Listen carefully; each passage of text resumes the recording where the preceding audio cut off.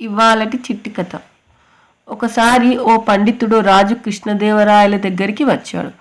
తనకు 8 భాషలు బాగా వచ్చాయని చెప్పి రాజుతో గర్వంగా అన్నాడు.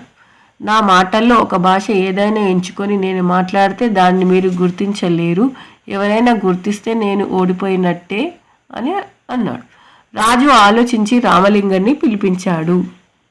పండితుడు ఒక భాషలో మాట్లాడడం మొదలుపెట్టాడు. మంత్రులు ఎవ్వరూ అర్థం చేసుకోలేకపోయారు. కానీ రామలింగుడు జాగ్రత్తగా గమనించాడు.